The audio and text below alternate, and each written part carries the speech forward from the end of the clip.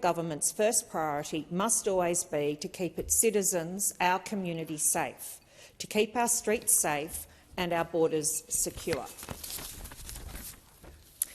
This government, led by the Prime Minister, with Home Affairs Minister O'Neill and Immigration Minister Giles, have failed on this most important priority. They have failed Australians as a result. I rise to speak on the matter of public importance that's been brought by the member for Wannon, and I thank the honourable member for bringing this MPI. And that is the government's failure to keep our streets safe and our borders secure. Deputy Speaker, the federal government's first priority must always be to keep its citizens, our community safe, to keep our streets safe and our borders secure.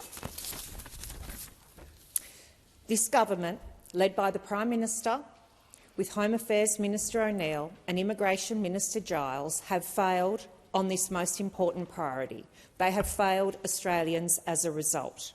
And I turn particularly to the failure so far on Operation Sovereign Borders, Deputy Speaker. This operation has been repeatedly undermined by this government since it came to power 2 years ago. So it's all very well for members on the other side to be talking about what the coalition may or may not have done. They have now been in power for 2 years. Direct evidence that we now have that asylum boats have started to return. We've had 6 boat arrivals now in as many months, 6 that we know of, which shows, again, Labor's chronic border failure. We had media reports yesterday that 4 unauthorised maritime arrivals were found in Broome on Friday. This represents yet another shocking failure of border protection under the Albanese Labor government. It follows, Deputy Speaker, recent reports of 33 illegal boat arrivals at Christmas Island, 5 in Far North Queensland in the last week alone. This is now the 17th attempted people-smuggling venture to make the journey to Australia under the Albanese government. Again, this is the 17th that we know about. The latest attempt comes after the Labor government has demonstrably and repeatedly weakened Operation Sovereign Borders.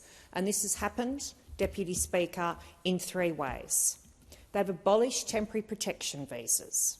They've cut funding to border security by over $400 million. They have reduced aerial monitoring and on-sea surveillance by 20% and 12% respectively. How can this be anything but a weakening of what was a solid Operation Sovereign Borders? It's the latest in a cascading set of failures under the current government that have left Australians feeling less safe, less secure and less certain.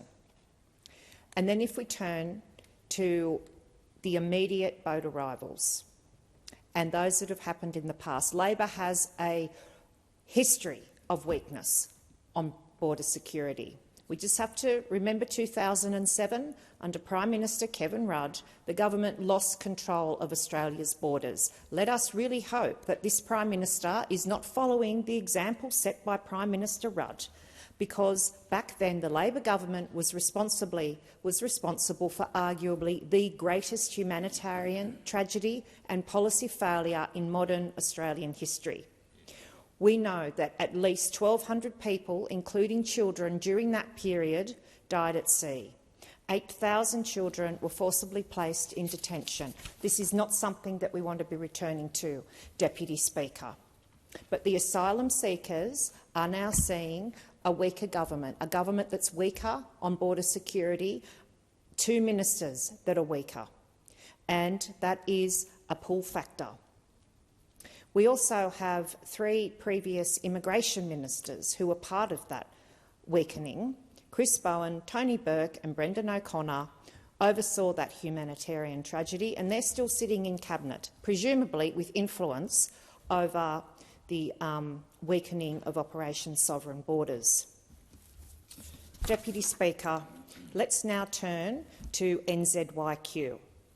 Of course, Minister Giles has no control over a decision of the High Court. What Minister Giles does have control over is meeting with his department and receiving legal advice about important court cases that are coming up. That would have been far more important than running off to Labor conferences in the UK, when the High Court back in June had given an indication that it was likely to find the way that it did.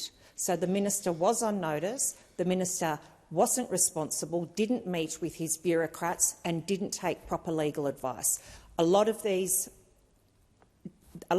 criminals that have now escaped, Deputy Speaker, should have been locked up. The member for Paterson.